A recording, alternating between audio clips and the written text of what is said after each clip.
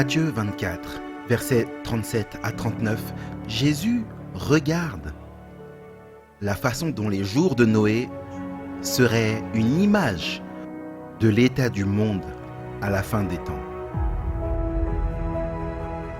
Comme il l'était au jour de Noé, ainsi il le sera au jour de la venue du Fils de l'homme. Il parle de la façon dont les gens vivaient leur vie chaque jour. Mariés et donnés en mariage, boire et manger. Et ils ne faisaient pas attention.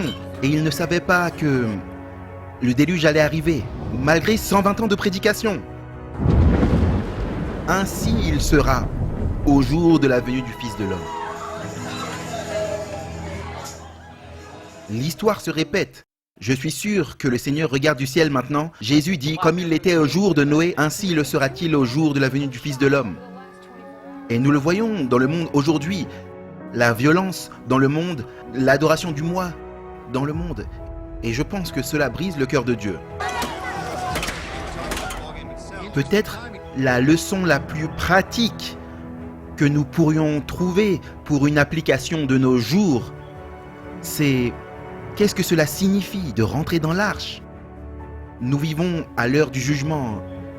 Nous vivons à l'orée de l'histoire du monde, où nous nous tenons au seuil de l'éternité. Et les gens doivent réaliser que c'est un temps incroyable, bien plus que tout autre temps dans l'histoire, parce que le soleil se couche sur l'approbation du monde. Et c'est maintenant le moment où les gens doivent se préparer à rencontrer leur Dieu.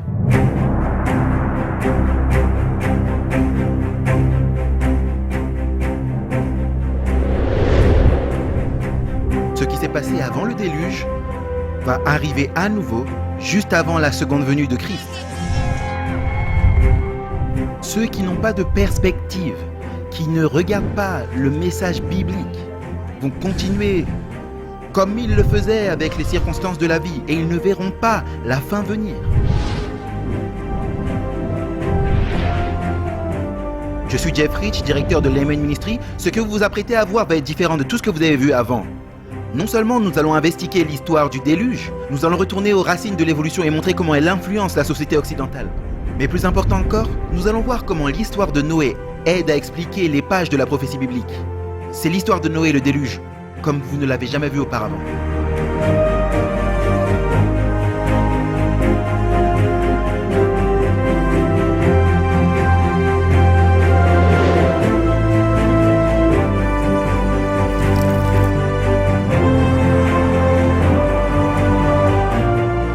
Aujourd'hui, beaucoup de chrétiens anticipent la future venue de Jésus et ils se demandent qu'est-ce qu'il reste pour la planète Terre. Ils font bien lorsqu'ils reviennent et lisent l'histoire de Noé et du déluge, parce que dans cette histoire épique de la Bible, il y a plus concernant le futur qui nous est révélé que beaucoup le savent. En fait, les preuves sont tout autour de nous.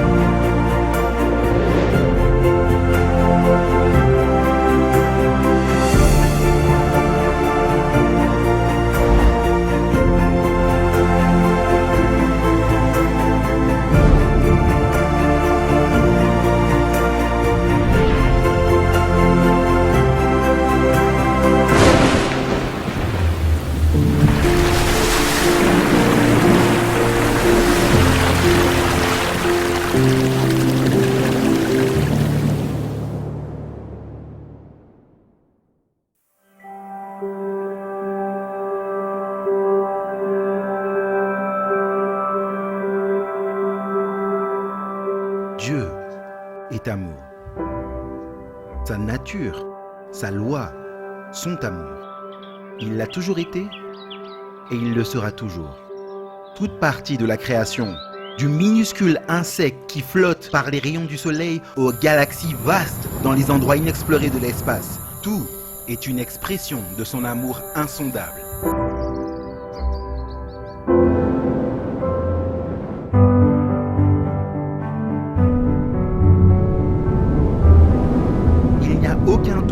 soit possible que le monde avant le déluge parle de l'amour de Dieu. Tout était absolument magnifique. Son amour a été exprimé en tout et chaque chose que vous voyez, de la plus petite forme de vie cellulaire à l'être le plus complexe, en la personne d'Adam, qu'il a créé, tout était parfait. Si nous pouvions revenir en arrière pour voir ce à quoi ressemblait le monde avant le déluge, il nous faut vraiment penser que c'était presque une planète complètement différente. Ils étaient entourés par une abondance de nourriture. Il y avait une abondance de beauté dans la nature. Les montagnes n'étaient pas escarpées et irrégulières, inaccessibles et dangereuses comme nous les voyons aujourd'hui. Elles étaient grandes et majestueuses, ondulées et couvertes de terre fraîche. Et avec toutes sortes de fleurs que vous pouvez imaginer, beaucoup d'espèces parmi les animaux et les plantes sont éteintes aujourd'hui. Il n'y avait pas de chaleur extrême, de froid extrême, pas de sécheresse extrême, pas de météo extrême. Et nous n'avions pas ces tempêtes horribles que nous avons aujourd'hui. Et les arbres étaient couverts de plantes rampantes. Et les petites vrilles étaient enroulées tout autour dans un ordre parfait, rempli de fruits. Il est mentionné dans la Genèse comment l'eau arrivait par la brume qui arrosait la terre. La terre était arrosée par un système d'arrosage automatique. La vapeur venait de la terre selon Genèse chapitre 2. La pluie était inconnue. Des pierres précieuses, de l'or, de l'argent abondaient à la surface de la terre. Et là, vous avez ce paradis, si vous voulez, qui était à tous égards cette biosphère parfaite qui permettait aux humains et aux animaux de s'épanouir. L'espérance de vie des habitants était vraiment très longue, selon le récit biblique. Quand Dieu l'a fait, il a dit c'est bon, bon, très bon. Et c'est à la vue de toute cette beauté que l'homme a péché. Il était vraiment sans excuse parce que Dieu a pourvu à tout ce dont il avait besoin. Tout était en harmonie et tout était parfait. C'est manifeste lorsque nous regardons autour de nous que nous ne vivons pas dans un monde parfait. En fait, cette planète n'est pas vraiment amicale concernant l'habitat humain quand vous considérez que 70% de la Terre est couverte d'eau. Ajoutez à cela qu'il y a des endroits froids, arides, perdus et désolés, de vastes déserts, des chaînes de montagnes.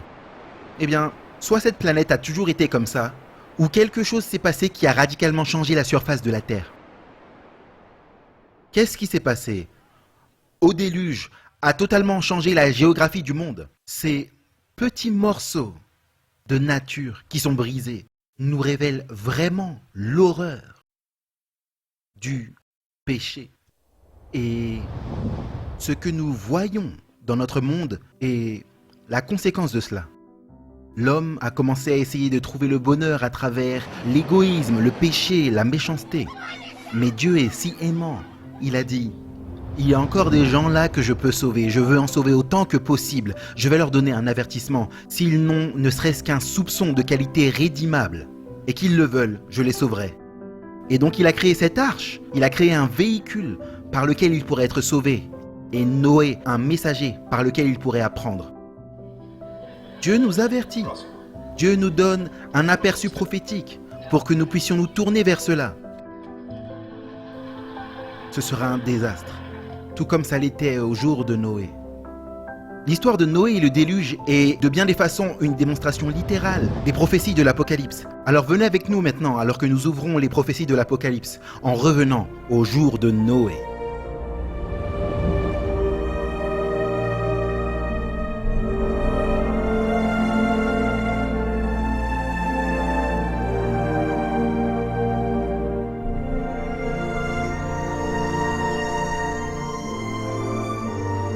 Au jour de Noé, il y avait des preuves claires de décadence, mais la terre était encore riche et magnifique, cadeau de la providence de Dieu.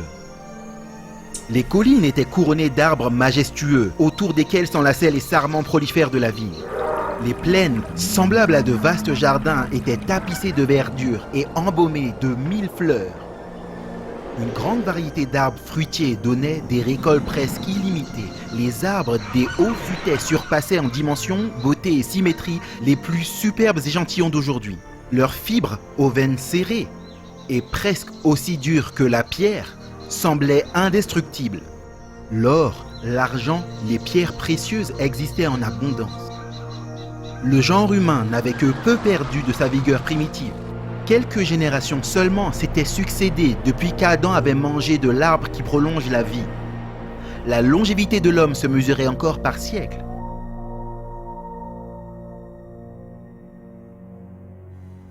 Si cette race multicentenaire avait répondu au but de son existence et consacré ses ressources inouïes d'intelligence et de force physique à des entreprises ayant en vue le service de Dieu, le monde eût retenti de la gloire du Créateur. Mais il n'en était rien. Il y avait de nombreux géants, des hommes de haute stature et de grande force, renommés pour leur sagesse, et dont les ouvrages admirables faisaient l'étonnement de leurs contemporains. Cependant, ils n'étaient pas moins notoires par leur dérèglement que par leur génie. Les dons dont Dieu avait gratifié les antédiluviens ne servaient qu'à leur gloire personnelle. Appréciés pour eux-mêmes sans égard aux donateurs, ces bienfaits se transformaient en malédiction. L'or, l'argent, les pierres et les bois fins entraient dans la construction de résidences somptueuses où chacun cherchait à éclipser son voisin et orner sa maison des plus ravissantes fabrications. L'homme ne visait qu'à satisfaire son orgueil. La vie s'écoulait dans le divertissement et le crime. De l'indifférence envers Dieu, on était bien vite venu à nier son existence. La nature était adorée à la place du Dieu de la nature. On encensait le génie humain, on glorifiait ses ouvrages et on apprenait aux enfants à se prosterner devant les images taillées. Et à l'ombre d'arbres vénérables, ils érigeaient des autels à leurs idoles. Des bosquets au feuillage toujours vert étaient dédiés à l'adoration des faux dieux. Ces bosquets, entourés de jardins somptueux, où s'étalaient des avenues bordées d'arbres fruitiers de toute variété, ornés de statues et agrémentés de tout ce qui pouvait plaire aux sens, satisfaire la volupté et les entraîner à l'adoration idolâtre. Les adorateurs de faux dieux ont revêtu leur déité d'attributs humains et de passions humaines. Ainsi, leur standard moral se dégradait de plus en plus. L'Éternel vit que la méchanceté de l'homme était grande sur la terre et que toutes les pensées de son cœur étaient chaque jour dirigées vers le mal.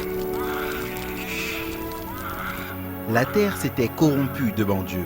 Elle était remplie de crimes. La loi que Dieu avait donnée aux hommes comme règle de conduite était violée. Et tous les forfaits imaginables étaient à l'ordre du jour. La méchanceté de l'homme était ouverte et hardie. La justice était foulée aux pieds.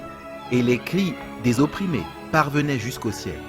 Le monde était encore dans son enfance et l'iniquité était si répandue et si invétérée que le ciel ne put plus le supporter.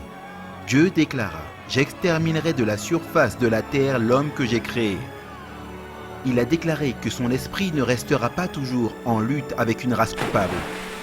S'il ne cesse de polluer avec leurs péchés le monde et ses riches trésors, il les balayerait de sa création et détruirait les choses qu'il a eu plaisir à leur donner. Il balayerait les bêtes des champs et la végétation qui fournit une telle réserve de nourriture et transformerait leur belle planète en une vaste scène de désolation et de ruine.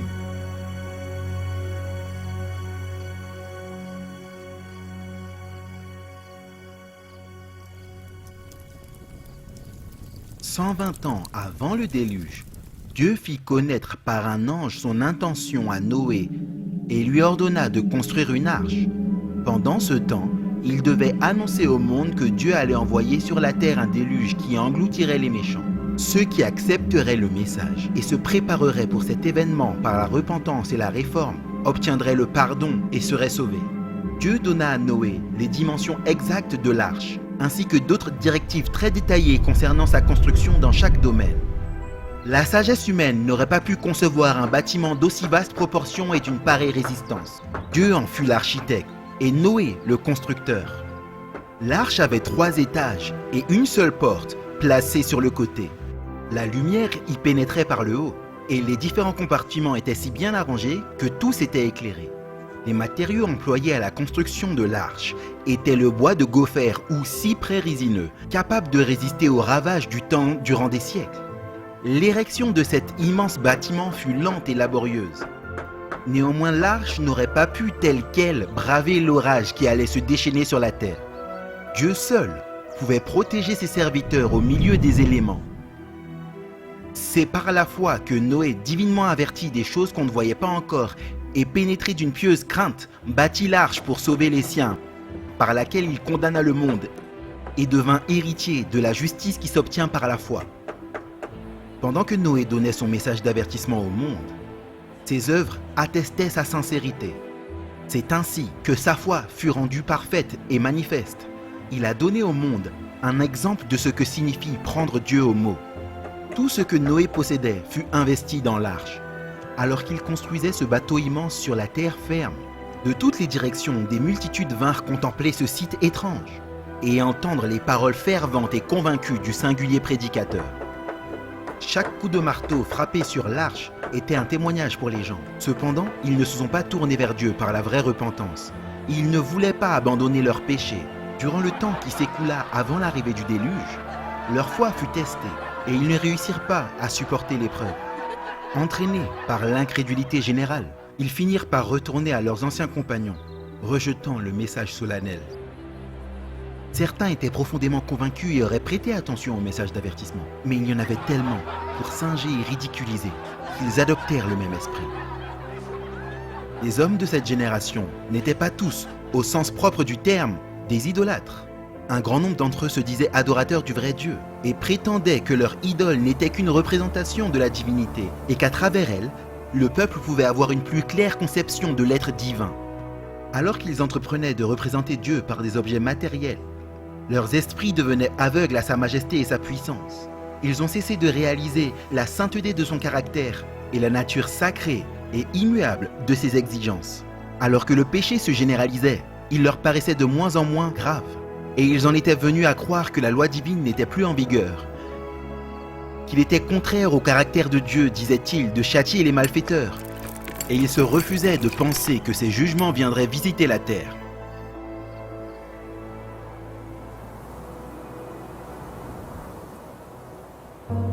Si les hommes de cette génération avaient obéi à la loi divine, ils auraient reconnu la voix du Créateur dans les avertissements de son serviteur. Mais leurs obstinations les avaient préparés à prendre Noé pour un imposteur ou un illuminé. Du côté de la vérité, on ne voyait ni la multitude ni la majorité. Le monde s'était ligué contre la justice de Dieu et contre ses lois, et Noé était considéré comme un fanatique. Le monde se réjouissait de la folie du vieil illuminé. Loin d'humilier leur cœur devant Dieu, les foules persistaient dans la désobéissance et l'iniquité, comme si Dieu ne leur avait pas parlé par son serviteur. Noé cependant se tenait comme un roc au milieu de la tempête, entouré par la dérision et le mépris des foules. Il s'est distingué par sa sainte intégrité et sa fidélité inaltérable. Une puissance soutenait ses paroles. Sa communion avec Dieu l'a fortifié de la source de la puissance infinie. Durant 120 ans, sa voix solennelle fit entendre à cette génération l'approche d'événements qui, à vue humaine, paraissaient impossibles. Ses contemporains assuraient que les lois de la nature étaient immuables, témoin le retour invariable des saisons. D'ailleurs, on n'avait jamais vu la pluie. La terre était fertilisée par la brume ou la rosée. Par leur résistance obstinée aux cris de la conscience, cette génération combla la mesure de leur culpabilité et leur destruction devint irrévocable. Les jours de grâce prenaient fin. Noé s'était strictement conformé aux directives du Seigneur. L'arche, complètement terminée, était approvisionnée d'aliments pour les hommes et les bêtes. Alors, le serviteur de Dieu adressa à ses contemporains un dernier et suprême appel. Avec une agonie et un désir que les mots ne peuvent exprimer, il les adjura de profiter du refuge qui leur était offert.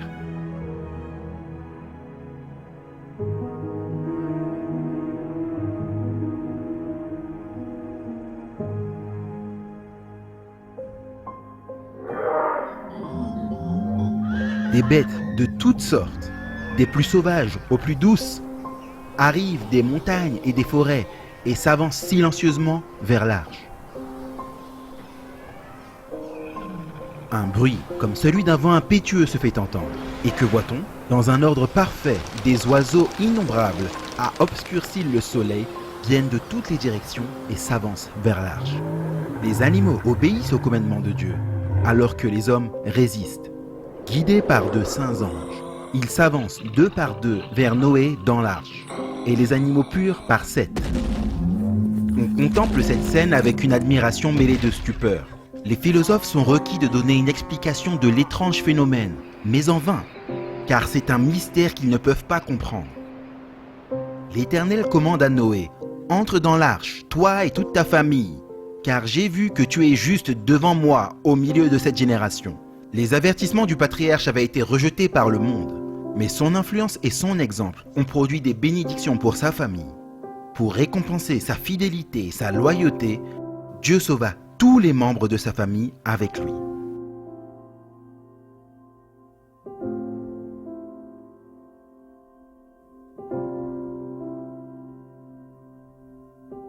La miséricorde divine cessa de plaider pour une race coupable. Les bêtes des champs et les oiseaux du ciel, ayant trouvé un lieu de refuge, Noé et sa famille entrèrent dans l'arche. Alors l'Éternel ferma la porte. On vit un éclair éblouissant, et une nuée de gloire plus vivide que l'éclair descendit du ciel et se tint devant l'entrée de l'arche. La porte massive, qu'il était impossible pour ceux à l'intérieur de fermer, fut ébranlée par des mains invisibles et roula lentement sur ses gonds. Tandis que Noé était à l'abri, les contenteurs de la grâce restaient sans protection. Le sceau du ciel était sur cette porte, Dieu l'avait scellée, et lui seul pouvait la rouvrir.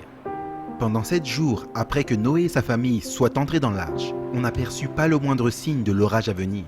Au 8e jour cependant, de sombres nuages obscurcirent le ciel, suivis du grondement du tonnerre et du sillon des éclairs. Bientôt, de grosses gouttes de pluie commencèrent à tomber. Le monde n'avait jamais été témoin de quelque chose de semblable, et le cœur des hommes était frappé d'effroi. Tous se demandaient secrètement, serait-il vrai que Noé ait raison et que l'humanité soit vouée à la destruction? Le ciel devenait de plus en plus sombre, et les rabals de pluie se succédaient. En proie à de folles terreurs, les animaux erraient en tous sens, et semblaient par leurs cris discordants se lamenter sur leur destinée et celle de l'humanité. Alors, toutes les sources du grand abîme éclatèrent, et les écluses des cieux s'ouvrirent. L'eau descendit des nuages en véritables cataractes. Les fleuves débordaient de leurs lits et inondèrent les vallées. Des trompes d'eau sortant du sein de la terre avec une force indescriptible projetèrent à 100-200 mètres de hauteur des masses de rochers qui, en retombant, s'enfoncèrent profondément dans la terre. Les autels sur lesquels on offrait des sacrifices humains ayant disparu, leurs adorateurs purent voir en tremblant la puissance du Dieu vivant. Ils purent savoir que c'était leur corruption et leur idolâtrie qui avaient causé leur destruction. La fureur de l'orage allait en augmentant. Arbres, constructions, rochers et bancs de terre étaient projetés dans toutes les directions. La terreur des hommes et des bêtes dépasse toute description. Plus haut que le rugissement de la tempête s'élevaient les clameurs déchirantes des multitudes qui avaient renié l'autorité de Dieu. D'autres, éperdus de peur, tendaient leurs mains vers l'arche en implorant ses hôtes de les recevoir. Leur demande fut vaine. Leur conscience tardivement réveillée leur disait qu'il y a un Dieu qui gouverne l'univers. Quelques-uns, dans leur désespoir, s'efforcèrent de pénétrer l'arche. Mais sa solide structure rendait vains leurs efforts. D'autres qui s'y cramponnaient étaient bientôt emportés par les remous de l'eau ou par le choc des collisions avec des arbres et des rochers.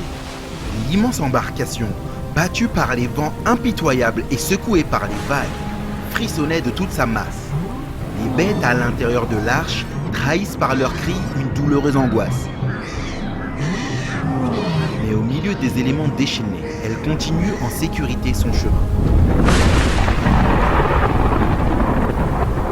Quelques personnes montent avec leurs enfants sur le dos de certains animaux puissants, sachant qu'ils sont doués d'une vitalité tenace, et les dirigent vers les hauteurs dans l'espoir d'échapper aux eaux grossissantes.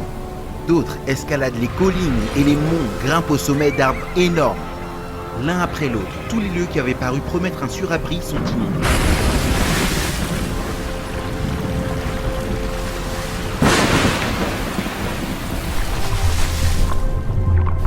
Alors que les eaux montent de plus en plus haut, les gens fuient vers les sommets les plus élevés.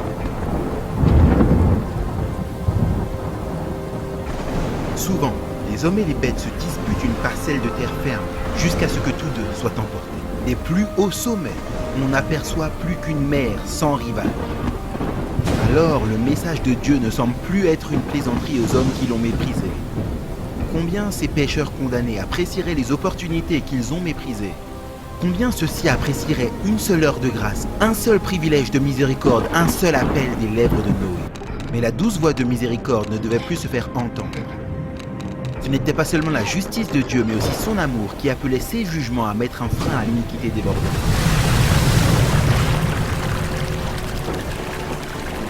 Les eaux vengeuses ont balayé les dernières retraites, et ceux qui méprisaient Dieu ont péri dans les profondeurs de la vie. Par la parole de Dieu, le monde d'alors périt, submergé par l'eau. Mais les cieux et la terre d'à présent sont gardés par cette même parole et réservés pour le feu qui doit consumer au jour du jugement et de la destruction des hommes impies. Un autre orage s'approche. Le péché et les pécheurs seront détruits.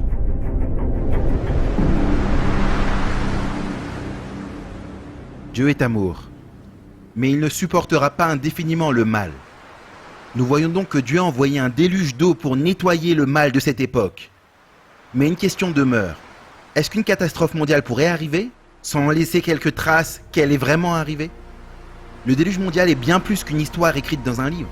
Cela est écrit dans la terre elle-même. Et ses preuves physiques demeurent comme un témoin et un avertissement pour nous. Maintenant, prenons quelques moments pour enquêter sur le jugement.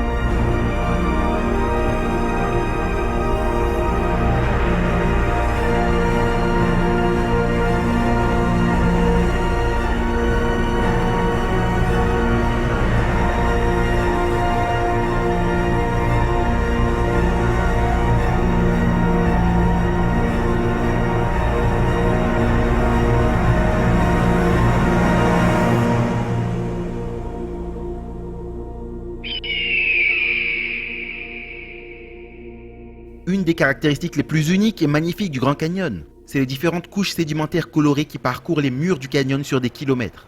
Ces couches sont faites de grès et de calcaire et c'est ce qui crée cet effet arc-en-ciel sur les rochers. C'est une des choses qui rend le Grand Canyon tellement incroyable à regarder. Non seulement ces couches sont uniques au Grand Canyon, elles nous donnent notre plus grand indice concernant la formation du canyon.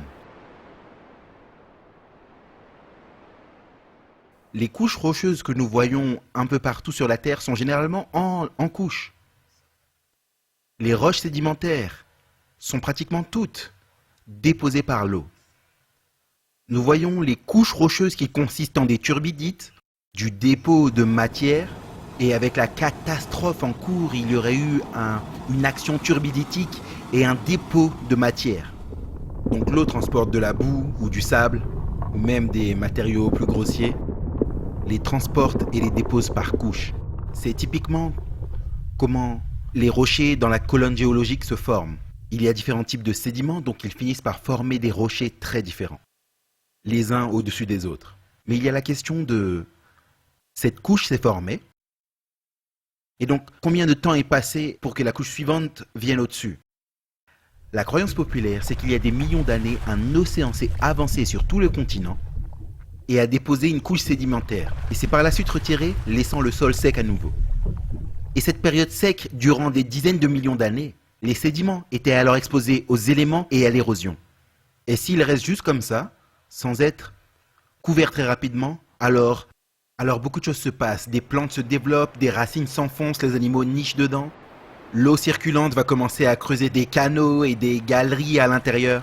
Ça ne reste pas simplement dans le même état. Des dizaines de millions d'années de changements climatiques et d'érosion, aurait créé une quantité énorme de terrains inégaux entre les deux couches, comme les monts et les vallées. Mais ce n'est pas ce que nous voyons. Il y a peu de variations entre ces deux couches. Elles sont extrêmement plates. Et les écarts de temps supposés entre deux couches peuvent être 10 millions d'années, 15 millions d'années, jusqu'à 150 millions d'années, comme vous voyez à un endroit, dans le Grand Canyon, sur les dépôts du Grand Canyon. On se serait attendu à beaucoup d'érosion, et en fait, tellement d'érosion, que toute trace aurait dû disparaître depuis longtemps. Le rythme moyen de l'érosion est de 61 mm par 1000 ans. Au même rythme d'érosion de 61 mm par 1000 ans, nous ne sommes pas sur 90 mètres d'érosion, ni même 900 mètres d'érosion, mais sur 9000 mètres d'érosion sur une période de 150 millions d'années. Toutes les couches sédimentaires du Grand Canyon combinées auraient dû être érodées 6 fois, et cependant, ces couches sont plates, nous disant que ces couches ont été déposées rapidement, en succession rapide. Est-il donc réaliste de penser que 150 millions d'années sont passées et que rien ne soit arrivé à ces couches, elles ne sont pas érodées, n'ont pas formé de sérieuses crevasses? Et il semble qu'il n'y ait pas cette quantité de temps écoulé entre les différentes couches. La météo est toujours changeante et la surface de la Terre change avec elle. Tempêtes, inondations, ouragans, tremblements de terre et vents, parmi d'autres facteurs, changent toujours et sculptent la surface de la Terre. Ces éléments déposent toujours des sédiments, ou érodent des sédiments, résultant en des surfaces irrégulières. Si vous avez du temps, alors vous allez avoir des changements. Donc quand nous regardons les points de contact entre ces différentes couches de sédiments, et que nous ne voyons aucune trace d'érosion ou aucune trace de dépôt, cette idée que des millions d'années se sont écoulées sans que rien n'arrive à la surface, ça ne colle pas. Ce sont des couches de turbidite, souvent gradées des plus vulgaires aux plus fines, ce qui défie le principe d'uniformité. Cela doit être des dépôts rapides. Quand vous avez un écart de centaines de millions d'années, vous avez quelques kilomètres d'érosion. Cependant, on regarde l'écart et il est plat. Alors que si ça avait pris longtemps, on aurait dû avoir une érosion irrégulière, aux écarts. La caractéristique de l'érosion nous dit « Eh oh, courte période, pas longue période ». L'aspect plat des couches et tout cela nous parle d'un passé complètement différent et c'est le genre de données qu'on attendrait pour le récit de la Genèse. Des millions d'années d'érosion sont manquantes parce qu'elles n'ont jamais été là. C'est ce que nous disent les pierres. Mais l'érosion n'est pas la seule chose qui manque. En fait, l'entièreté des couches de sédiments représentant des dizaines de millions d'années sont également manquantes.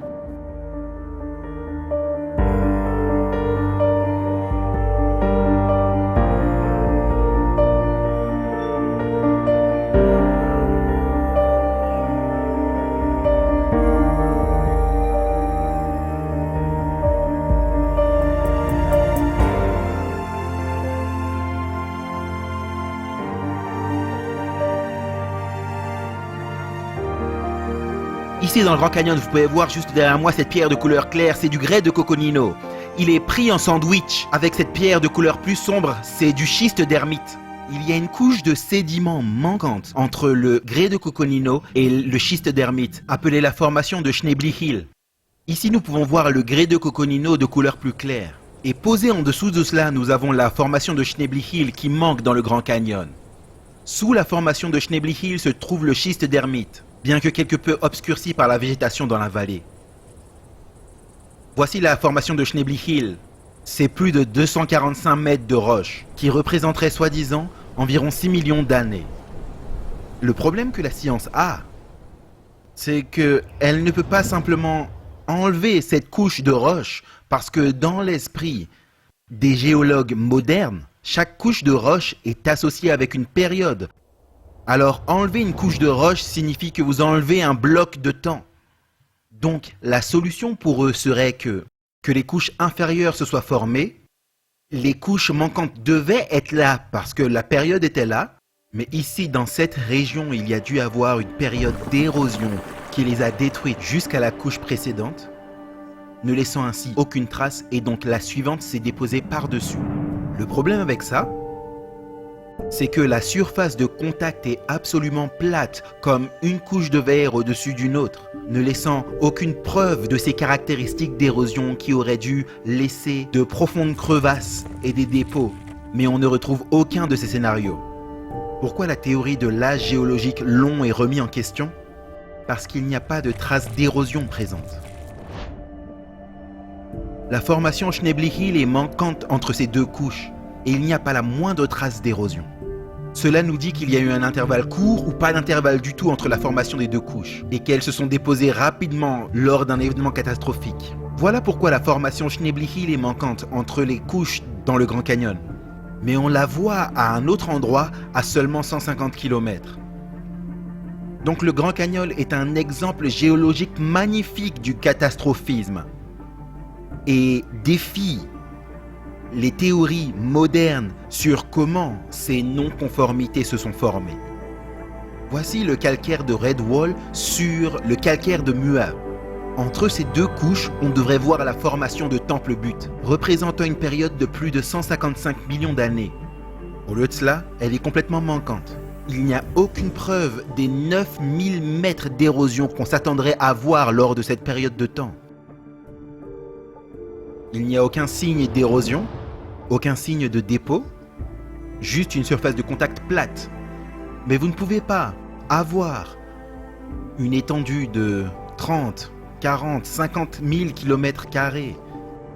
Il y a une surface de contact plate qui est là pendant 100 millions d'années.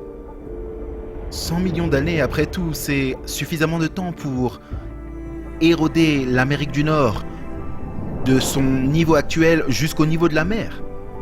6 ou 7 fois. Et ici, la surface de contact entre le calcaire de Red Wall et le calcaire de Muave est plate, nous disant qu'il y a eu peu ou pas de temps entre leur formation. Les 150 millions d'années manquantes entre ces deux couches ne se conforment pas à la colonne géologique. Et pour cette raison, un signe a été placé par le service du parc, le marquant comme encore une nouvelle inconformité.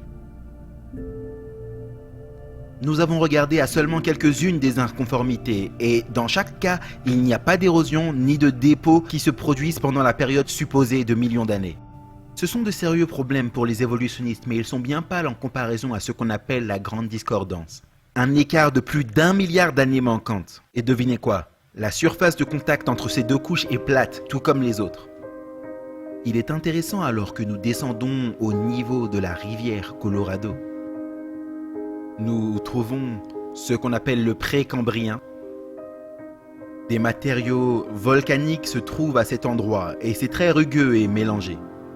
Et les sédiments cambriens qui se tiennent dessus viennent par-dessus.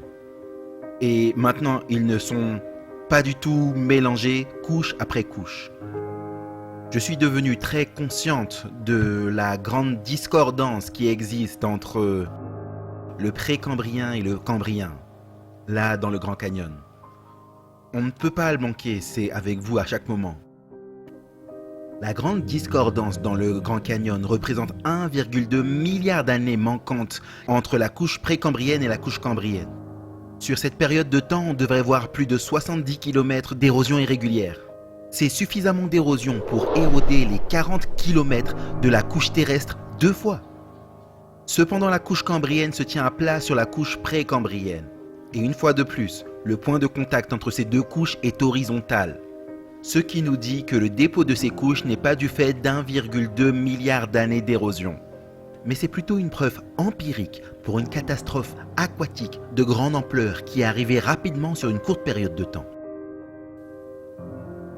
Puis, vous arrivez à la couche cambrienne, et là, tout d'un coup, les choses changent de manière radicale.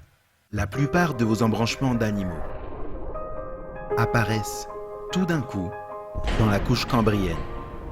Non seulement des espèces isolées, mais tout un embranchement apparaît soudainement. Et c'est dérangeant.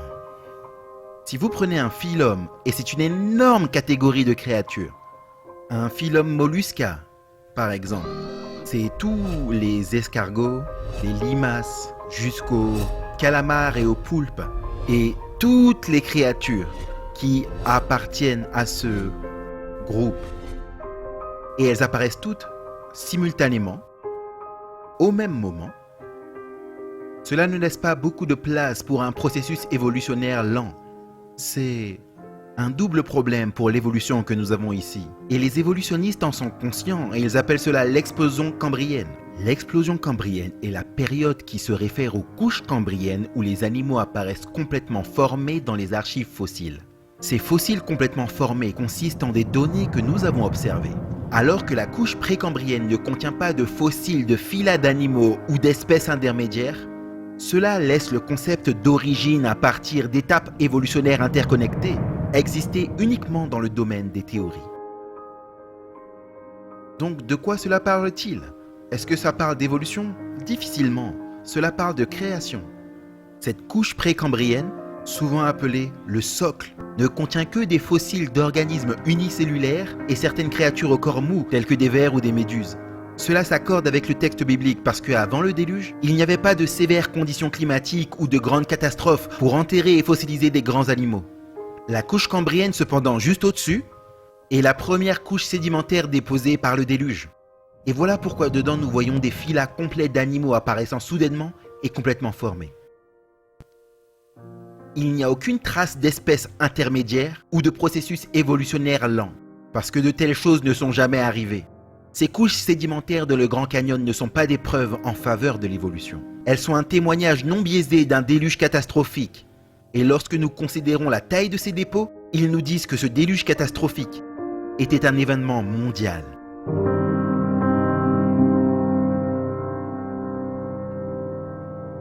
Le Grand Canyon est là et vous pouvez voir toutes ces couches sur les côtés, mais toutes ces couches vont à plus de 160 mètres vers l'Arizona, l'Utah et le Wyoming, et le Montana et même le Canada, ce sont les mêmes couches.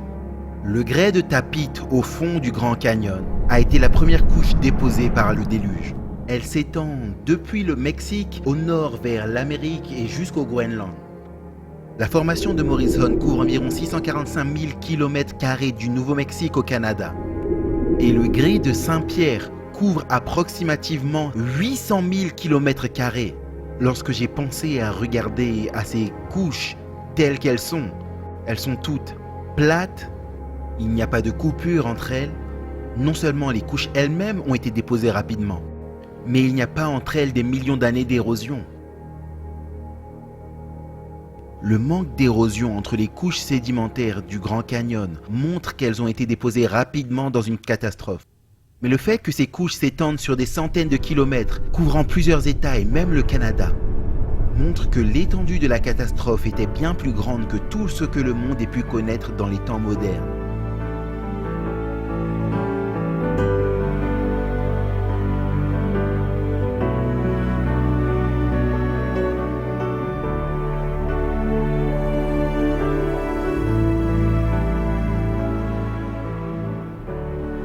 En termes de preuves pour un déluge mondial, nous regardons aux sédiments et nous regardons à la structure des sédiments, les fossiles qu'il y a dans les sédiments et ceux qu'il n'y a pas. Nous avons ce que nous appelons la colonne géologique. Et nous trouvons la cambrienne, ordovicienne, silurienne, dévonienne, carbonifère et permienne.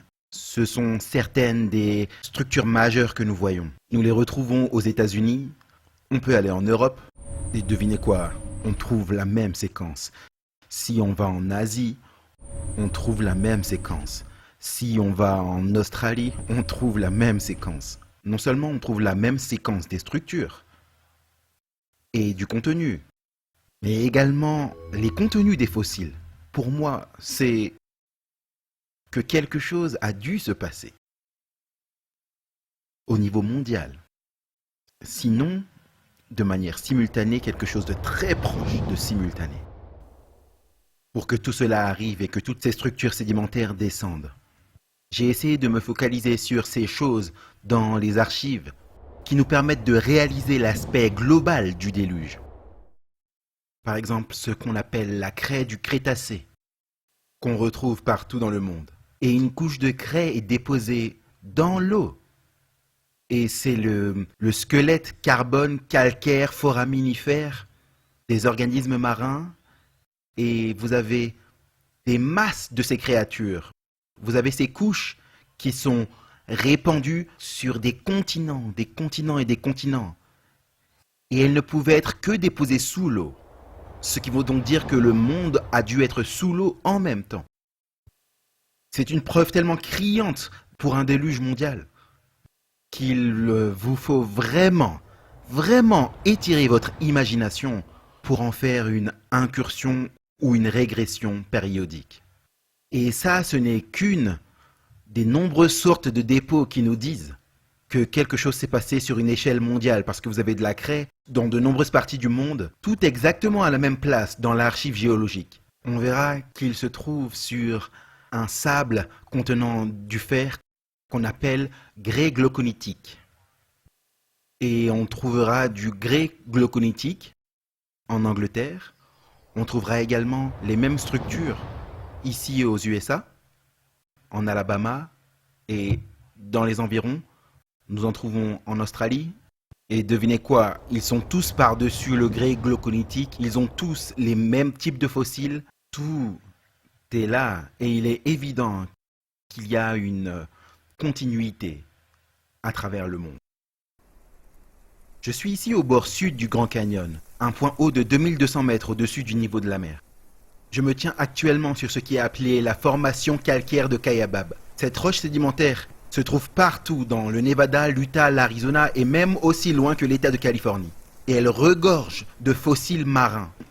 Le fait que nous trouvions des fossiles ici nous dit que la couche a dû être déposée rapidement afin que la fossilisation se produise. Il y a certains types de formations calcaires, des formations calcaires caractéristiques que vous retrouvez dans le Grand Canyon et dans d'autres endroits du Paléozoïque.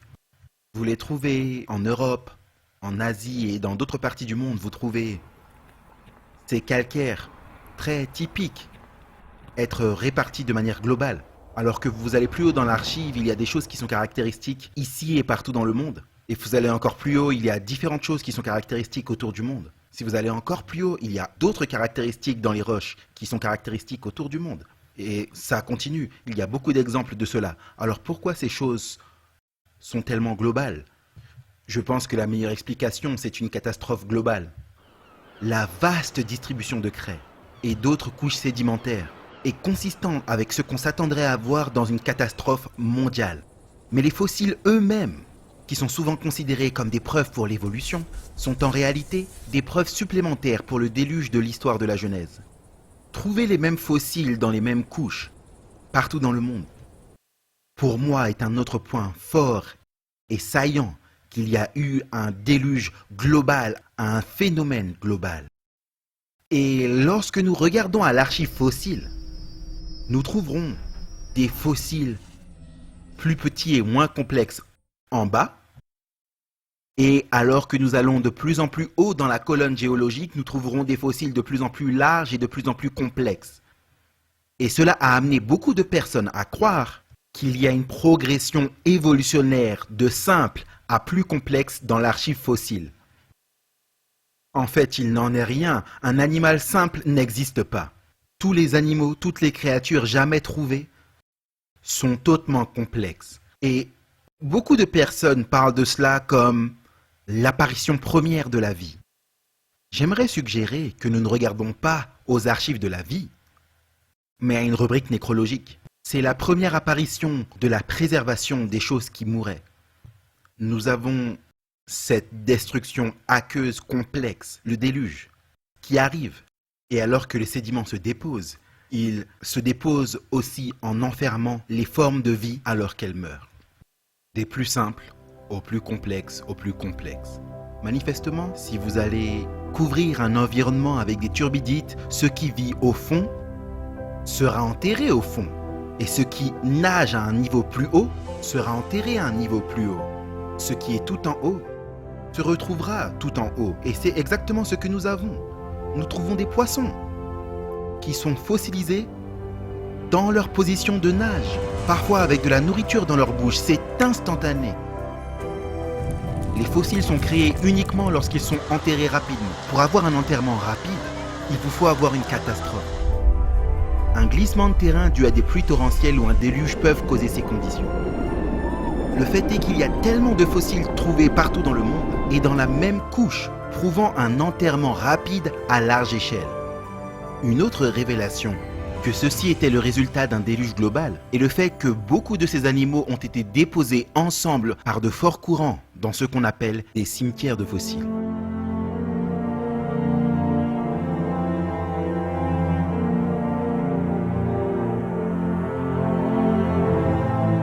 Les cimetières de fossiles sont une idée avec laquelle la majeure partie des gens ne sont pas familiers. C'est l'idée selon laquelle vous avez une mortalité de masse, ce qui signifie qu'un grand nombre d'animaux ont été détruits et enterrés, plus ou moins en même temps. Et probablement, le genre de ces dépôts les plus populaires sont les dinosaures. Mais il y a des zones de concentration qui m'ont toujours fait me poser la question, mais regardons ce que faisaient les sédiments. Peut-être que c'est une zone basse et ces choses ont été transportées et déposées dans des espèces de crevasses et concentrées de cette façon par les eaux qui bougeaient les corps. Nous trouvons de telles choses partout sur le globe. Par exemple, il y a des couches dans l'Utah central de brachiopodes. Les brachiopodes sont comme des palourdes. Ils sont, je ne sais pas, des milliards de ces organismes qui remplissent ces couches. Ça, c'est un cimetière de fossiles. C'est une quantité de fossiles déraisonnablement élevée. Je travaille sur un lit d'ossements actuellement dans le Wyoming où nous avons les restes de 10 000 dinosaures ou plus. Il est assurément question d'une catastrophe. Vous n'avez pas des lits d'ossements qui se forment sans catastrophe. Nous avons trouvé, du moins dans nos dépôts, que les os n'étaient pas comme on attendrait qu'ils soient si un paquet d'animaux était mort sur une longue période de temps. Au lieu de cela, les os sont tout désarticulés et sont rangés selon la taille. On a les grands os en bas et les petits en haut. Et la seule possibilité pour que cela arrive, c'est si vous transportez la masse d'os alors que le débit avance très rapidement dans des eaux profondes et que les os s'arrangent tout seuls alors qu'ils voyagent. Si vous prenez le bassin de Karoo, je veux dire, c'est énorme. Et les dinosaures et les créatures sont orientés dans la direction du courant d'eau.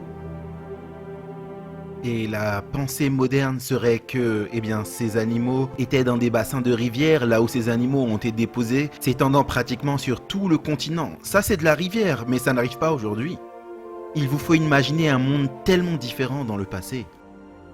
Il y a tellement de choses qui pointent vers un déluge universel.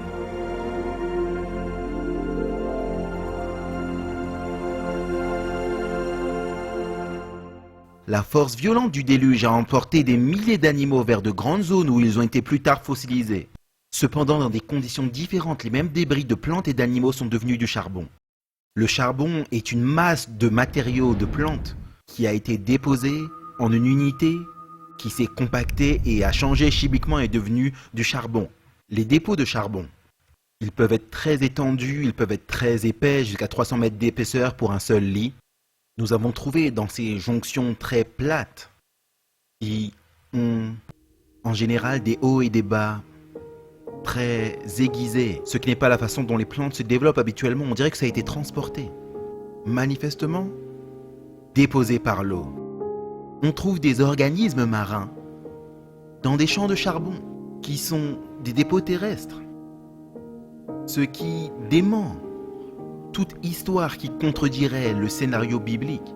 Nous trouvons d'énormes quantités de charbon ici au Wyoming. Nous avons des millions et des millions de tonnes de charbon. En Australie, on a des millions et des millions de tonnes de charbon. On en a en Europe, en Pennsylvanie, idem. Il couvre des milliers de kilomètres carrés et on trouve les mêmes dépôts de charbon aux mêmes endroits dans les archives géologiques et très répandus en Europe, même jusqu'en Russie, et on peut encore continuer. La distribution très répandue de ces lits de charbon est de nature globale, et qu'importe leur location, ces lits de charbon apparaissent également au même endroit dans la colonne géologique, qui montre qu'ils ont été déposés au même moment. Par conséquent, la logique veut que la conclusion soit que la formation de ces lits de charbon est le résultat d'une catastrophe aquatique qui est arrivée mondialement à peu près au même moment. On estime qu'il faut entre 60 et 90 cm de végétation pour former 30 cm de charbon. Certains lits de charbon sont épais de plus de 30 mètres, ce qui nécessiterait entre 60 à 90 mètres de végétation, qui couvre une zone de plusieurs dizaines de milliers de kilomètres carrés. Lorsque les scientifiques observent la quantité de charbon que nous avons sur Terre aujourd'hui, ils réalisent qu'il est impossible que toute la végétation de la Terre produise cette quantité. Et je suis d'accord. La différence est qu'ils croient que le charbon s'est formé à partir d'une accumulation de millions d'années de végétation. Mais la Bible nous dit qu'avant le déluge, la Terre était une planète verte et luxuriante. Il n'est pas impossible d'avoir cela qui vient uniquement de la végétation qui existait juste avant le déluge. Beaucoup de scientifiques, par exemple, croient que le firmament dans sa construction permet à la Terre d'être un petit peu entre deux atmosphères de pression. Et ces deux pressions d'atmosphère vont engendrer une croissance considérable. Là où nous voyons maintenant de vastes déserts, des chaînes de montagnes et des continents gelés, il y avait avant le déluge des terres fertiles et de vastes forêts, rien de comparable à ce que nous voyons aujourd'hui. Nous trouvons de grandes quantités de pétrole dans les déserts du Moyen-Orient, un reste de ces paysages verdoyants d'antan. Et des carottages en Antarctique, les scientifiques ont trouvé que le continent était il y a longtemps une forêt tropicale couverte de palmiers. Les vastes forêts enterrées dans la terre à l'époque du déluge, qui se sont maintenant transformées en charbon et en pétrole, forment l'étendue des dépôts que nous voyons aujourd'hui.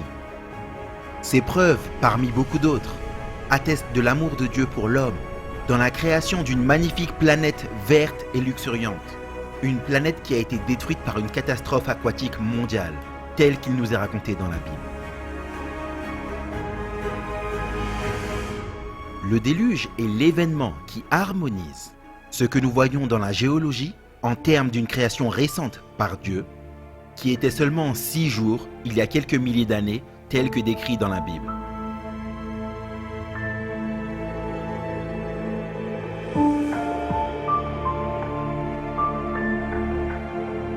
Il y a tellement de preuves que nous ne pouvons pas tout investiguer en une si courte période. Mais si nous reculons et regardons à la grande image, la Terre elle-même est son propre témoin.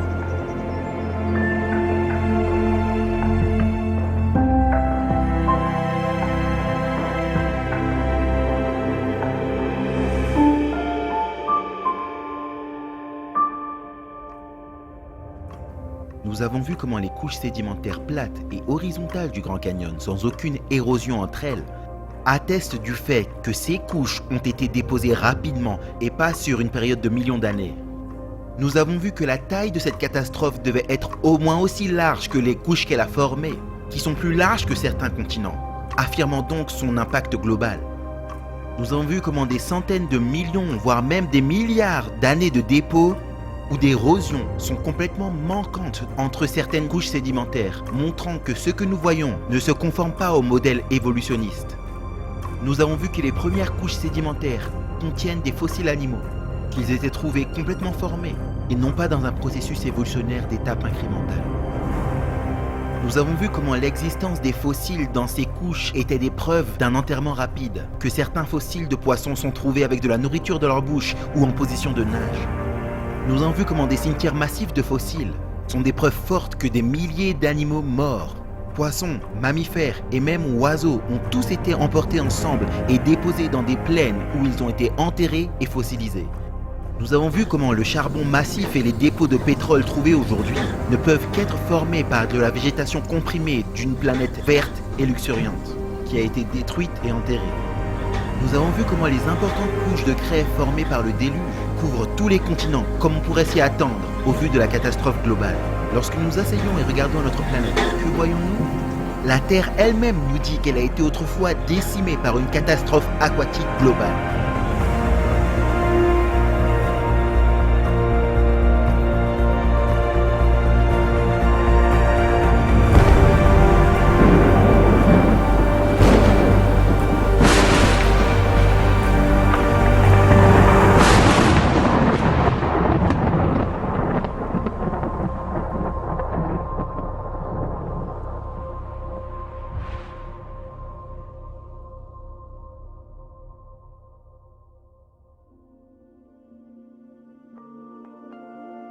Alors comment se fait-il qu'avec une terre remplie de preuves, que l'histoire du déluge telle que racontée dans la Bible est rejetée par certains des esprits les plus brillants de la communauté scientifique en général? Laissez-moi vous donner un indice. Cela a peu de lien avec les preuves.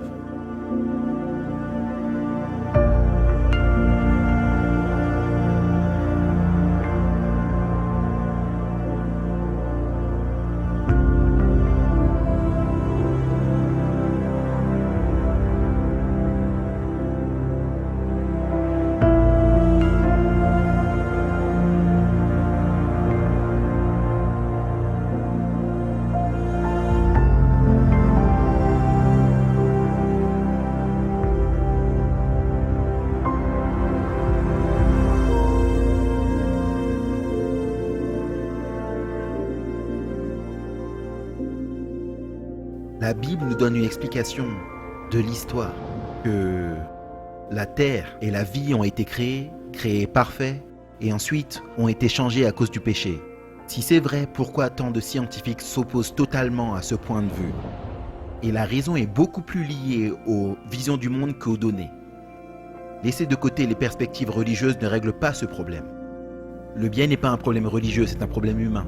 Qu'importe ce qu'on professe, qu'on dise que je suis un chrétien et que je rejette la biologie évolutionniste, ou que je suis un évolutionniste et je rejette le christianisme, ou que je suis quelque part au milieu confus entre les deux.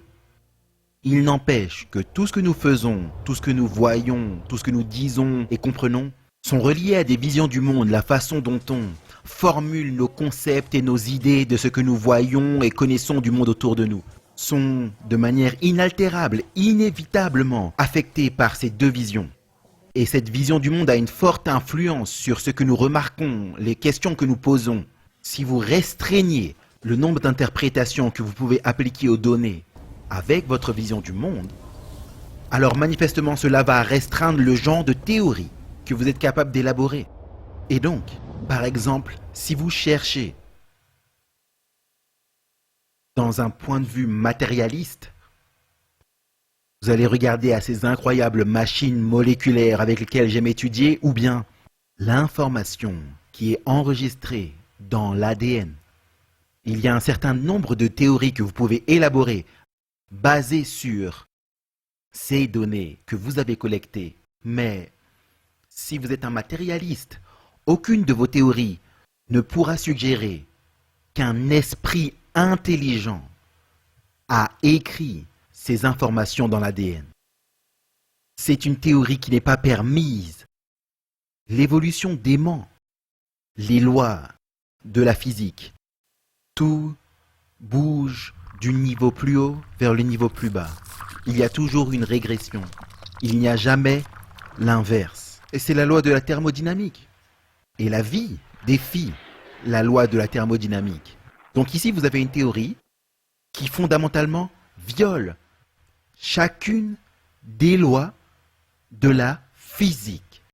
Et cependant, c'est l'une des théories de base qui est même enchevêtrée dans la législation. Ça dérange l'esprit. La science est définie comme une entreprise systématique construisant et organisant la connaissance sous forme d'explications et de prédictions testables concernant l'univers. Le problème qu'a l'évolution, c'est que ce n'est pas une explication testable. L'évolution requiert que d'une certaine manière, d'une certaine façon, quelque chose qui n'était pas vivant pouvait par elle-même créer quelque chose qui est vivant. Cet événement mystérieux n'a jamais été observé, que ce soit dans la nature ou en laboratoire. Et par conséquent, il ne réussit pas le test de la méthode scientifique. Ainsi, il ne peut pas être établi comme un fait scientifique. Toute vie consiste en de l'ADN, qui est une information organisée très complexe. Les raisons pour lesquelles les processus naturels ne peuvent pas et ne produiront jamais la vie, c'est parce que les processus naturels ne créent pas ou n'organisent pas l'information. L'organisation requiert une intelligence. Et là où nous voyons des preuves d'organisation, nous voyons des preuves de Dieu. Ainsi donc, la plus suprême des révélations que l'étude de la science et du monde naturel ne pourra jamais donner à l'humanité, c'est la découverte de l'existence du surnaturel. Malgré cela, l'orgueil de l'homme biaisé et son engagement dans un point de vue sans Dieu continuent toujours à influencer nos cours de justice et nos institutions éducatives qui, jusqu'à aujourd'hui, obligent par la loi que l'évolution soit enseignée comme un fait infaillible. les gens m'ont posé une question demandant pourquoi la science semble devenir de plus en plus confiante dans leur engagement envers une origine de la vie évolutionnaire ex origine. Est-ce que c'est parce que nous avons plus de données? Non, pas du tout. C'est simplement parce qu'ils deviennent de plus en plus confiants et de plus en plus engagés dans leur point de vue. Et je pense qu'une partie de cela est due aux batailles politiques au sujet de ce qui va être enseigné dans les écoles publiques. Lorsqu'ils disent que vous devez enseigner cela, alors vous dites fondamentalement que, selon mon opinion personnelle, tout enseignant doit être un menteur. Parce qu'il doit proclamer ce qui n'est qu'une théorie de la science moderne. Alors qu'il y a de meilleures théories pour expliquer ce que nous voyons qui sont exclues. Si seulement on présentait les deux devant les étudiants comme un sujet de comparaison et de choix, cela serait juste. Mais la façon dont c'est aujourd'hui dément la compréhension. On ne parle pas de Dieu dans les livres des sciences ou les articles scientifiques. Dieu n'a rien à voir là-dedans. Mais qu'en est-il si Dieu existe? Il n'y a aucun moyen de trouver la vérité. Vous voyez, c'est comme ça qu'un point de vue peut contraindre les choses. Une des choses que j'apprécie vraiment au sujet du point de vue biblique que les chrétiens ont choisi, c'est qu'il libère. On ne peut pas dire que la réalité n'est que ce que je vois de manière mécanique et tout ça. Il n'y a rien qui nous dit qu'il n'y a que ça à la réalité. Je préfère une approche plus large, disons qu'on inclut Dieu dans les possibilités et qu'on regarde aux données scientifiques. Et les données scientifiques tendent à nous pointer vers Dieu. Et quand on se dit « Eh bien non, je ne vais pas m'impliquer dans la religion ou dans la Bible parce que ce n'est pas la science », je pense que vous êtes inutilement limitant et que vous éliminez les possibilités, que vous investiguez ce qui pourrait être la vérité.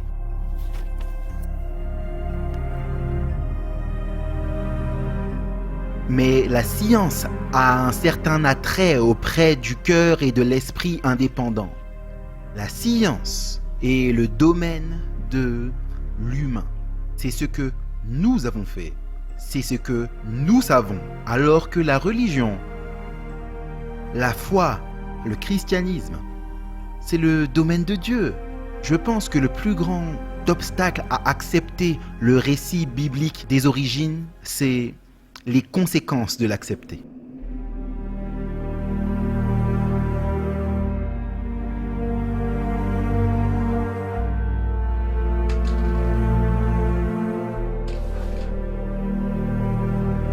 Maintenant, le problème d'amener Dieu dans la discussion, c'est qu'inévitablement cela nous ramène à la question de la responsabilité morale. Et dire qu'il y a de la moralité dans un paradigme évolutionnaire, c'est se tromper soi-même. Vous ne pouvez pas avoir un être suprême et des êtres inférieurs sans définir cette relation d'une certaine manière. Et intuitivement, on reconnaît que c'est une loi morale. Et on n'aurait pas belle apparence examinée à cette lumière. Et donc, pour éviter le concept du jugement, pour éviter le concept de responsabilité morale, il y a une tendance naturelle à vouloir oublier le Créateur. Et par conséquent, les choses comme l'histoire du déluge, les preuves qui sont toujours visibles sur la Terre, ce sont des choses qui, peut-être de manière inconsciente, on est plutôt content si on trouve une explication alternative. On est confortable de s'éloigner de ce concept de responsabilité morale. Éliminer la responsabilité morale signifie réécrire l'histoire du monde. Et c'est exactement ce qui s'est passé. Un nouveau point de vue a été adopté, en particulier un point de vue qui n'inclut pas l'histoire du déluge, ainsi essayant d'éliminer le jugement de Dieu et par conséquent toute responsabilité morale. Mais comment un point de vue si différent s'est répandu? Eh bien, l'opportunité parfaite est apparue à la fin du Moyen-Âge.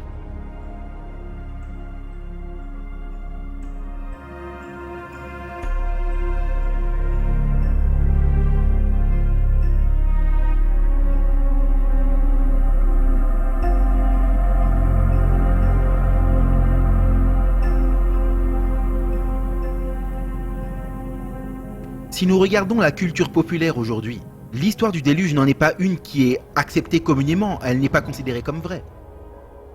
Et donc c'est facile de la regarder et dire personne ne croit en ça. Eh bien, cela permet un petit peu d'éviter la question qu'en est-il des 1000 dernières années? Et la réponse est tout le monde le croyait. En fait, l'histoire du déluge universel était présente encore et encore dans les cultures autour du monde. Toutes les cultures semblaient avoir une histoire du déluge.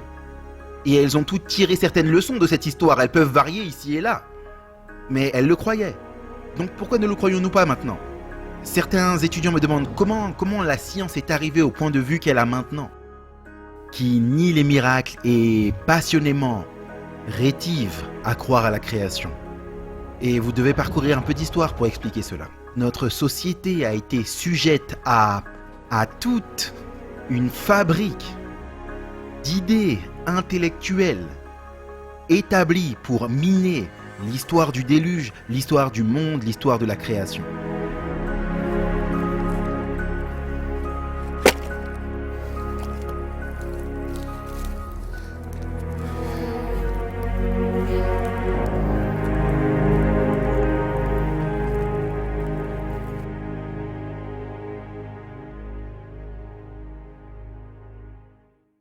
La surface entière de la planète a été changée par une catastrophe aquatique.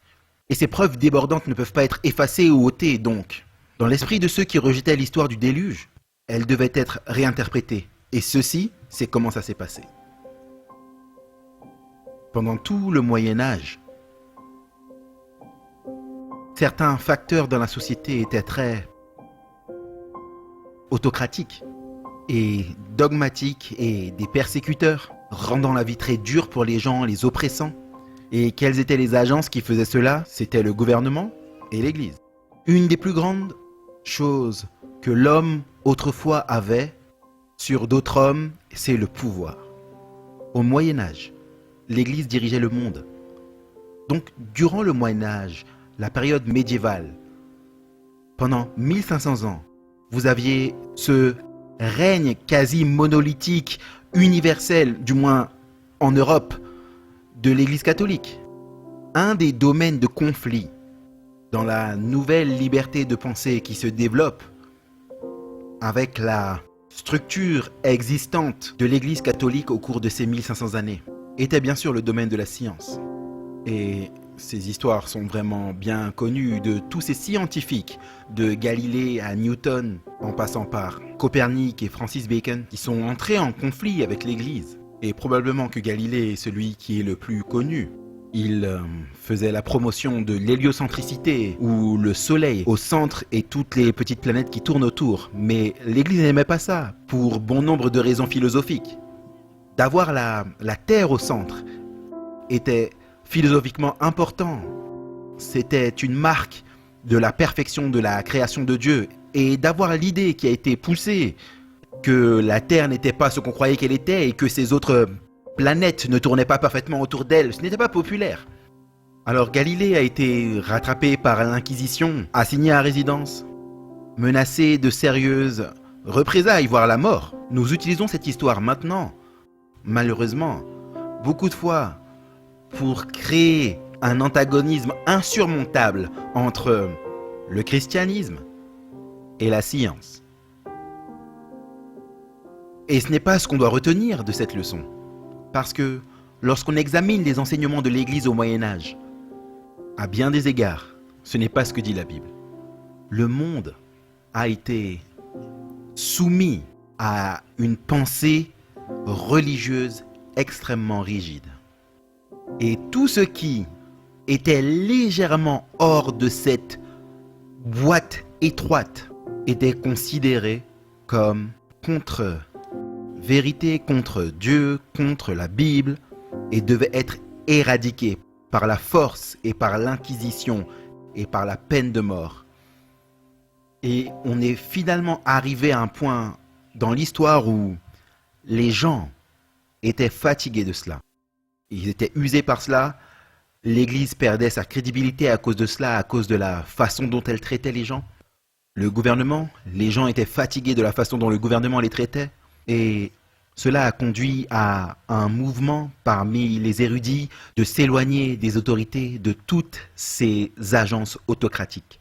Et la vision de Dieu était celle d'une divinité en colère qui se cachait dans les bois juste pour attendre que le transgresseur fasse un pas de travers. Et le roi régnait non par amour mais par avidité, contrôlait non par l'amour mais par la crainte. Idem pour l'Église. En voyant les abus de pouvoir qui prévalaient en Europe, ils ont complètement rejeté l'Église catholique, ce qui bien sûr dans leur esprit signifiait complètement rejeter le christianisme. Et donc cela a laissé la place à une société à l'esprit plus athée. Et l'état d'esprit de l'homme disait, quelle était cette force qui nous retenait? La force qui retenait toute expansion de l'esprit était Dieu. Et donc débarrassons-nous de lui. Débarrassons-nous de Dieu, ainsi nous pourrons nous développer intellectuellement. Et c'est ce qu'ils ont fait lors de la Révolution française. Au lieu de garder les masses dans une soumission aveugle à leurs dogmes, l'œuvre de Rome a réussi à les rendre infidèles et révolutionnaires. Il considérait son avidité et sa cruauté comme le fruit de la Bible et ne souhaitait pas en manger. Rome a déformé le caractère de Dieu. Et maintenant, les hommes rejetaient les deux, la Bible et son auteur. Cela a conduit à la Révolution française et en fin de compte, au retrait total de la puissance de l'Église qu'elle avait maintenue sur les peuples pendant plus de 1000 ans.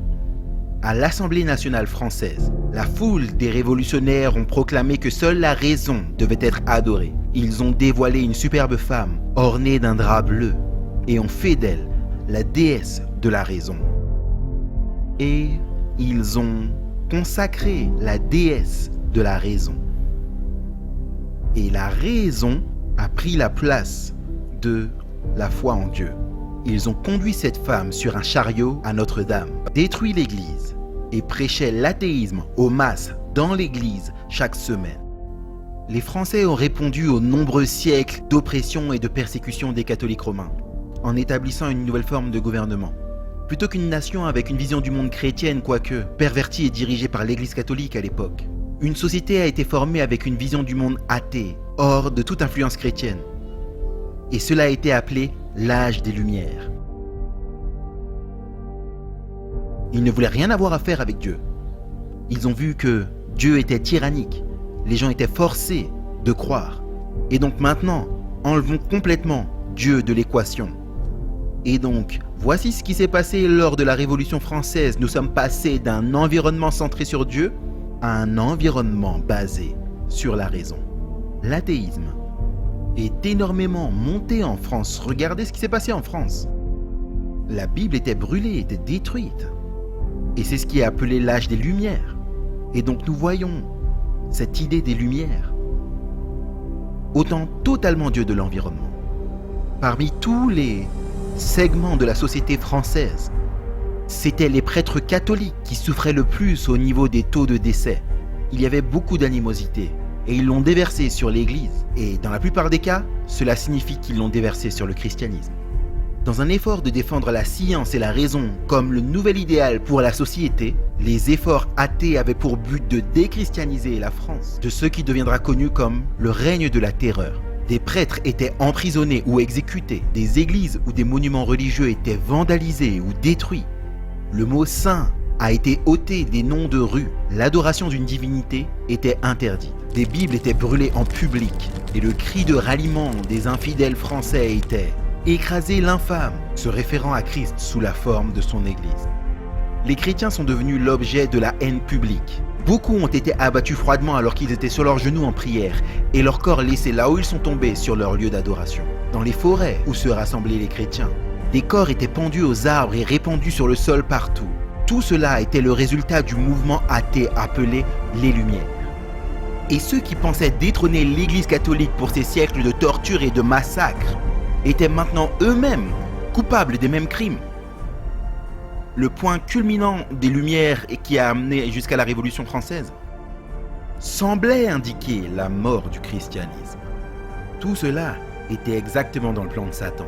Sa politique est la tromperie et son but est de faire tomber l'homme dans la misère. de déformer l'œuvre de Dieu, d'altérer le but divin de l'amour et de causer ainsi de la tristesse au ciel. Alors, par ses capacités de tromperie, il pousse l'homme à jeter le blâme sur Dieu, comme si toute cette misère était le résultat du plan du Créateur. Quand les gens se sont rendus compte que le romanisme était une supercherie, il les poussa à considérer toutes les religions comme une tromperie et la Bible comme une fable. La papauté semblait mourante. La société était libre de considérer d'autres alternatives, disons cela.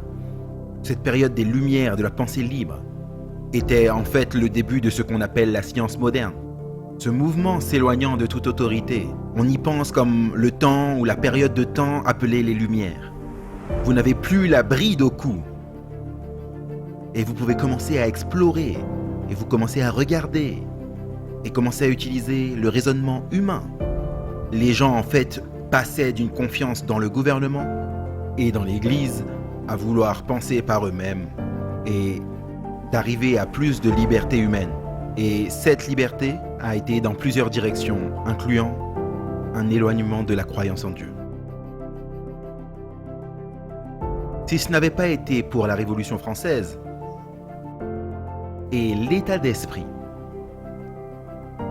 que Dieu n'est pas impliqué dans le processus, le raisonnement prend la place de Dieu, alors il n'y aurait pas eu un sol fertile pour le développement de la pensée évolutionniste.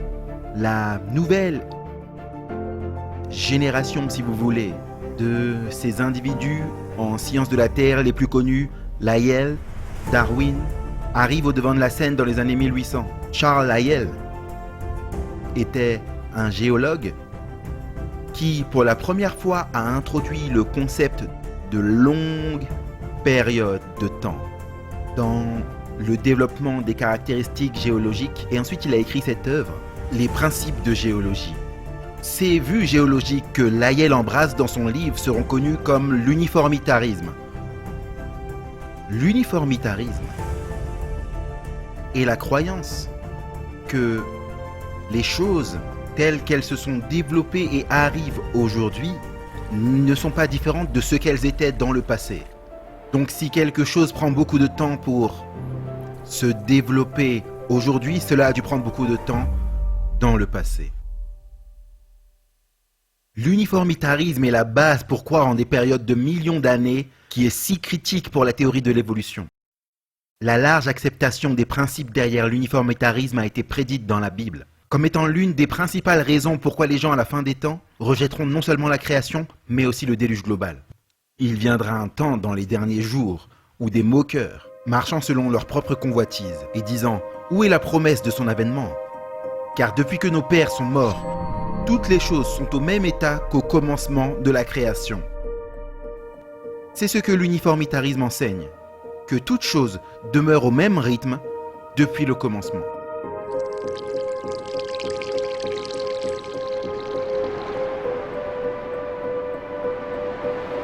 Mais qu'en est-il s'il y a une catastrophe? Et si on a une tempête majeure? Et que tous les matériaux que les uniformitaristes disaient qu'ils finiraient par disparaître, disparaissent simplement comme ça. Et c'est ce que nous voyons.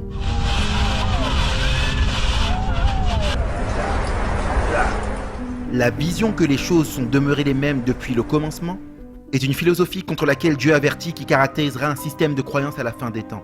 Et il nous est dit que cet état d'esprit conduira les gens à être volontairement ignorants du fait que le monde d'autrefois, alors recouvert d'eau, périt. La prophétie dit qu'ils seront volontairement ignorants, signifiant qu'ils ne seront en aucun cas disposés à considérer quelconque preuve pour le déluge. Et c'est exactement ainsi que Charles Lyell décrit sa propre vision.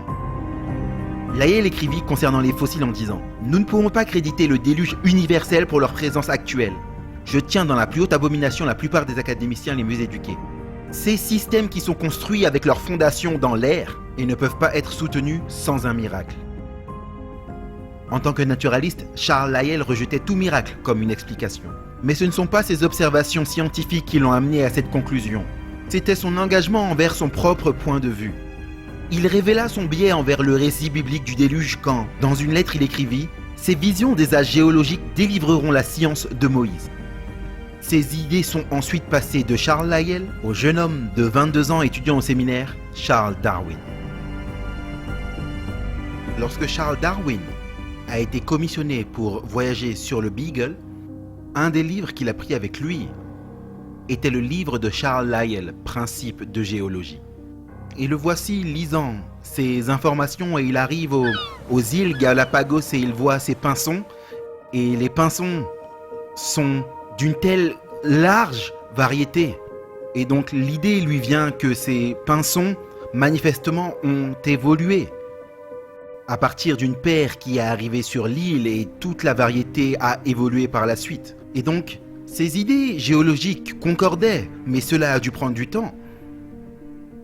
Et les idées de Lyell sont entrées en jeu. Il a alors dit, si cette variété que je vois ici s'est développée avec le temps et que le changement est arrivé par la sélection naturelle, alors Dieu n'a pas créé. Charles prit les idées de longues périodes de temps que Lyell appliqua à la géologie et les a appliquées à la biologie. Puis, il donna à l'évolution biologique quelque chose qu'elle n'avait pas auparavant, un mécanisme scientifique par lequel opérer.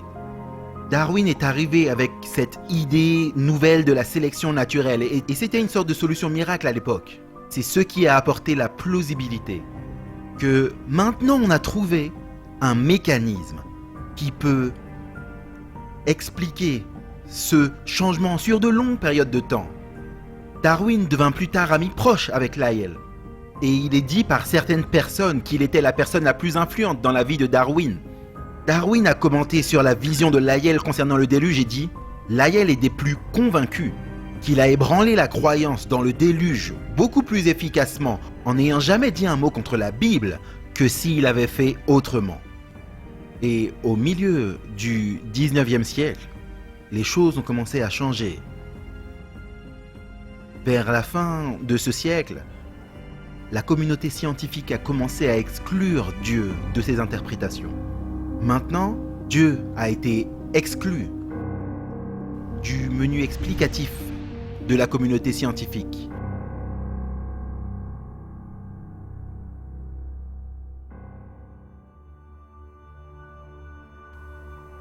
La théorie de l'évolution est devenue la fondation de notre société globale aujourd'hui. Et les résultats catastrophiques d'une telle croyance peuvent être observés partout, dans le déni de la responsabilité morale, dans le déni de Dieu, et donc le déni du déluge.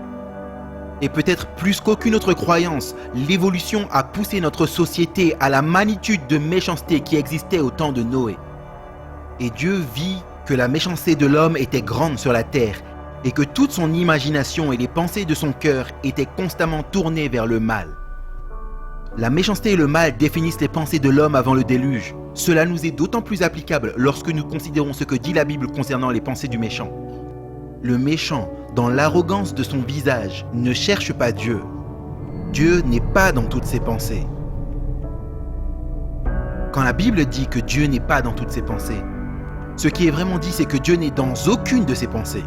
La méchanceté qui était grande sur la terre au temps de Noé était une société sans Dieu qui ne le recherchait pas et ne pensait pas à lui. Avec cela en tête, nous pouvons voir un accomplissement direct de la prophétie de Jésus. De la façon dont les choses étaient au temps de Noé, elles en seront de même au jour de la venue du Fils de l'homme.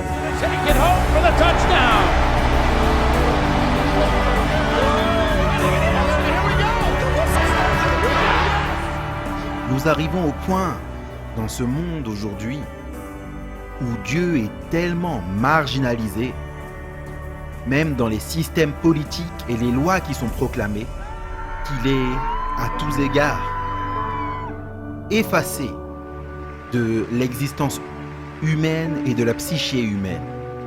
Donc nous en sommes au même point aujourd'hui.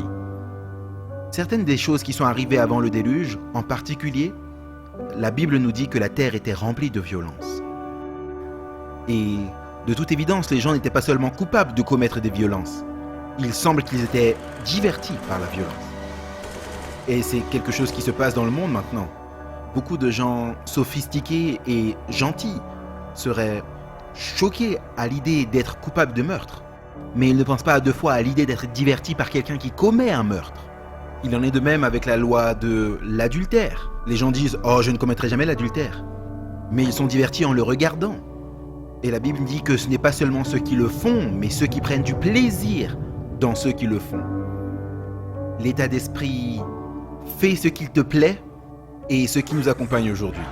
La perte de l'intégrité de la parole de Dieu a commencé dans la fin des années 1700 jusqu'aux années 1800. L'expansion de l'évolution a pris la place de l'idée que Dieu est notre créateur, que nous avons un créateur, que nous avons un Dieu personnel et qu'il y a un jugement. Si vous croyez en l'évolution, alors il est absurde de croire en un jugement. Mais si nous ne croyons pas que Dieu a déversé le déluge au début du monde, alors pourquoi croire qu'il va détruire le monde par le feu? Cela ne fait pas sens. Alors si je peux vous amener à renoncer au déluge, alors fondamentalement, j'ai un avantage sur vous pour vous amener à renoncer à la destruction éternelle du monde tel qu'on le connaît. Alors que notre culture globalisée s'éloigne du concept d'absolus moraux et qu'elle rejette la nécessité d'un standard pour la moralité, nous voyons les souffrances, le crime et la misère augmenter proportionnellement jusqu'à ce que la vie elle-même ne soit pas respectée. Alors que les choses continuent de s'aggraver dans notre monde, il devient de plus en plus apparent qu'un jugement de justice est nécessaire. Et pourquoi il était aussi nécessaire au temps de Noé? Le mal s'est perpétué à une telle dimension qu'il n'y avait plus aucune solution. Il aurait continué à ce rythme pour toujours et toujours et toujours. Ce qui signifie un univers de misère éternelle. Qui voudrait vivre dans un univers comme ça pour toute l'éternité? Si vous regardez les parents sur la tombe de leurs enfants et l'agonie et la peine qui est associée à cela, il doit y avoir un jugement. Et donc Dieu a défini une limite. Et devant toute l'humanité qui aurait dû être engloutie là-dedans, sans qu'aucun témoin de l'amour de Dieu ne demeure. Et l'intention originelle de la création, de vivre dans la paix, l'amour et l'harmonie ensemble avec Dieu, alors il ne serait rien resté pour continuer l'histoire de l'amour de Dieu. Donc Dieu a dû intervenir. Dieu est aimant, Dieu est patient. Mais comme il l'a dit à Moïse, bien qu'il soit lent à la colère et regorge de miséricorde et de pardon, il ne tiendra en aucun cas le coupable pour innocent. Et donc, il y a un temps de jugement. Et l'Éternel dit, « Mon esprit ne contestera pas toujours dans l'homme, car il n'est que chair, et ses jours seront de 120 ans. » Cela nous dit qu'il y avait 120 ans d'avertissement, de plaidoyer. Le jugement n'est pas arrivé de nulle part, bien que ceux qui aient choisi d'ignorer les avertissements pendant 120 ans, dans le cas de Noé, aient pu le penser. Le jugement est toujours et a toujours été tempéré par la miséricorde. Mais la miséricorde ne rend pas le jugement inévitable. Il y a un temps où la pluie va tomber. Et il a détruit ce monde avec le déluge. Et cette destruction se tient comme une garantie pour un autre jugement qui doit venir plus tard. Et la Bible dit, le jugement plus tard sera par le feu et non plus par le déluge. Il pourrait y avoir des déluges intermittents, mais le jugement final viendra par le feu, par lequel le monde d'alors, étant recouvert par les eaux, périt. Or, les cieux et la terre d'à présent sont gardés par la même parole et réservés pour le feu au jour du jugement et de perdition des hommes impies. Le monde a été baptisé par l'eau au jour de Noé, et 2 Pierre 3 dit qu'il sera baptisé par le feu lorsque le Seigneur reviendra. Et il va faire un nouveau ciel et une nouvelle terre. D'une certaine manière, la terre est née de nouveau après qu'elle soit passée par cette période de baptême au temps de Noé, mais il a protégé Noé et sa famille. Et elle sera baptisée par le feu à la seconde venue, mais une fois de plus, il va protéger son peuple. Donc le même message que nous avons ici, dans le récit de la Genèse, doit être prêché à la fin des temps à nouveau.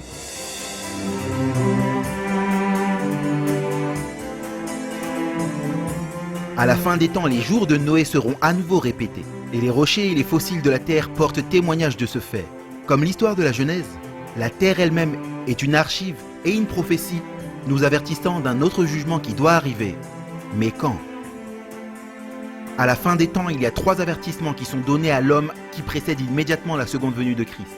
Ces avertissements sont donnés par 3 anges et sont connus comme le message des 3 anges. Au temps de Noé, lorsque le message du jugement était donné, c'était la première heure du jugement de la terre. Et maintenant, à la fin des temps, le message du premier ange fait écho à l'avertissement de Noé, en annonçant que l'heure de son jugement est venue. Dans la partie 2 des jours de Noé, nous enquêterons sur ces messages et nous découvrirons même l'année durant laquelle cette annonce de l'heure du jugement a été donnée et quand est-ce que les jours de Noé pour la dernière génération commenceront.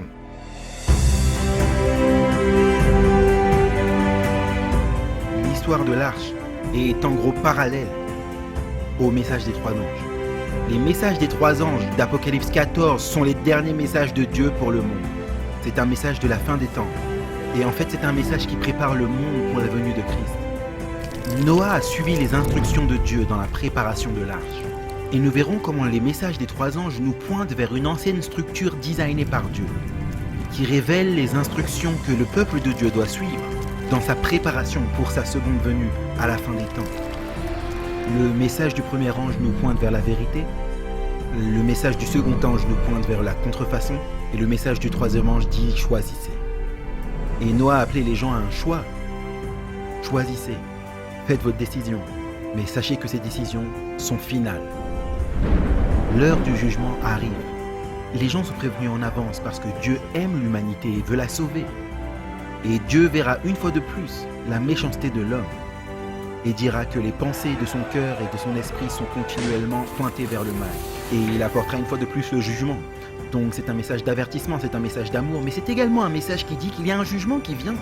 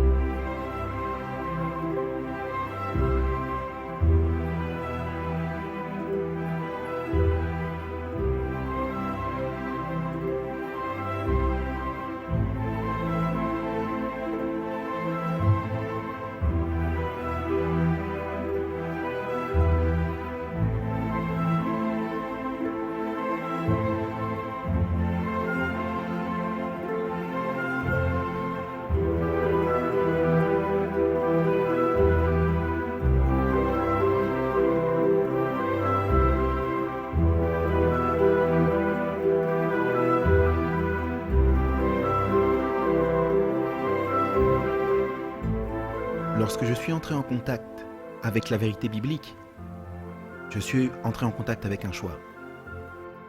J'étais un athée et la prophétie me disait qu'il y avait un Dieu. Donc je devais faire des choix et choisir va vous coûter. Et j'ai choisi de ne plus croire en l'évolution, mais de prêcher la création. Et il y a eu des conséquences parce que j'étais zoologue. Et j'étais dans une université séculière, dans le département de zoologie.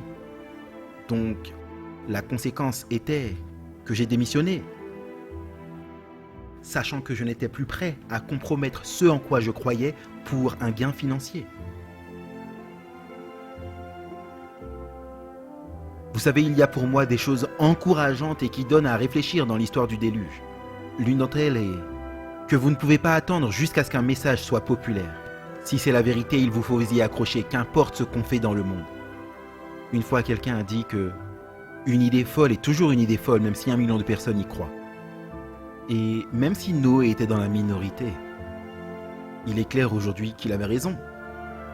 Et Dieu cherche des gens qui sont prêts à se tenir debout, même si la vérité n'est pas populaire. Ma foi chrétienne n'est pas dépendante de ma science. Cependant, on peut être tenté de se demander si les deux ne devraient pas coïncider, si Dieu est l'auteur des deux. Alors pourquoi le monde naturel ne pourrait pas coïncider avec le récit biblique? Je cherche à voir si nous pouvons faire de la bonne science et faire des percées dans notre compréhension du monde en utilisant la Bible comme notre point de départ. Et donc cela m'a encouragé. Et assurément, cela a développé de la confiance dans la parole de Dieu. Et pour cela, je suis reconnaissant.